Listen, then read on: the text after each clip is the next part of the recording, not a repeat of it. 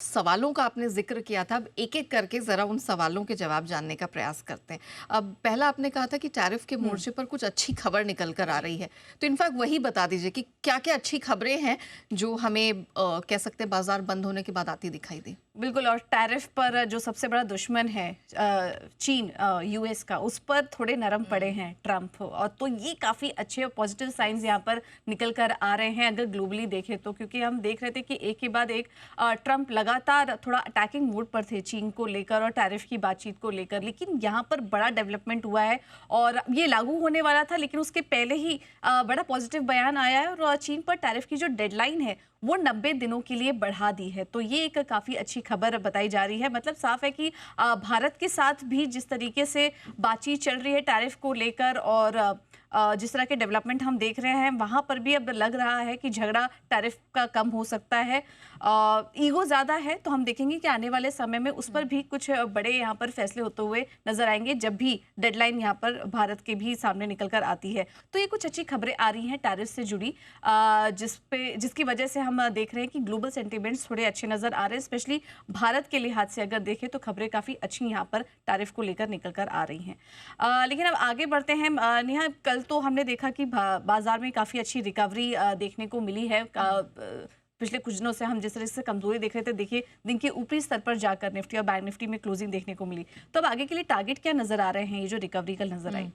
कल की रिकवरी बहुत इंपॉर्टेंट थी पूजा, क्योंकि कल जब आपके साथ ही शो कर रहे थे हमने देखा था कि निफ्टी यहाँ पर हाई हमने 24,600 के पास का बनता हुआ देखा था। ऑफकोर्स वहाँ से 10-15 पॉइंट नीचे फिर फाइनली ये बंद होता हुआ नजर आया, लेकिन बहुत स्ट्रॉन्ग मूवमेंट, बहुत स्ट्रॉन्ग टर्न अराउंड हमने देखा था।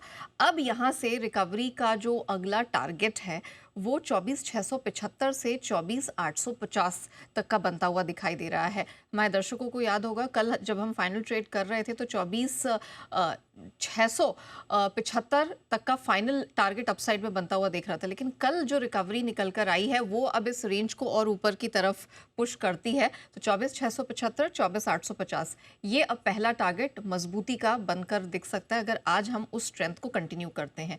वहीं बैंक निफ्टी की बात करें, यहाँ पर भी हमने देखा 55,500 के ऊपर बहुत अच्छी स्ट्रॉन्ग रिकवरी के साथ इसने क्लोजिंग दिखाई है। तो अब संभावनाएं हैं कि ये भी अपनी स्ट्रेंथ को पुल अप करता हुआ नजर आएगा। जिस तरह से हमने कल सरकारी बैंकों का परफॉर्मेंस देखा, कल एचडीएफसी ने जिस तरह से अपना परफॉर्मेंस दिखाया है, ये सारी चीज़ें हैं जो बैंक निफ्टी के स्ट्रेंथ को आगे ड्राइव करती हुई नजर आएगी। इसमें जो रिकवरी है अगला टारगेट 55,750 से 950 का बनता हुआ दिखाई दे रहा है। अब जो बड़ा टारगेट है निफ्टी के लिए वो 25,000 है। इवेंचुअली जिस लेवल को तोड़कर हम पिछले आप कह सकते हैं कुछ दिनों में नीचे आए हैं, अब हमारे लिए वो एक तरह से माउंट एवरेस्ट है। उसे पार करना हमारे लिए सबसे बड़ी चुनौती और सबसे बड़ी सफलता होगी आने वाले समय में। और बैंक निफ्टी की बात करें तो 56,500 ये एक बड़ा लेवल होगा जिसको अब पार करना जरूरी है और उसके बाद कुछ बड़ी स्ट्रेंथ के सिग्नल्स मिलेंगे। रिकवरी में जितनी भी लोगों की यहाँ पर पोजीशंस फंसी हुई है उनके लिए फिलहाल तो यही एडवाइस है कि उन्हें अपनी पोजीशन हल्की करनी चाहिए। कल एक बेहतरीन मौका क्लोजिंग में मिला है। अगर आज भी ये स्ट्रेंथ जारी रहती है तो आपके लिए, अगर लॉन्ग पोजीशंस में आप अपने आप को फंसा हुआ महसूस कर रहे थे, तो अब एक बेहतरीन मौका हो सकता है कि आप अपनी पोजीशन यहाँ से अनवाइंड कर ले।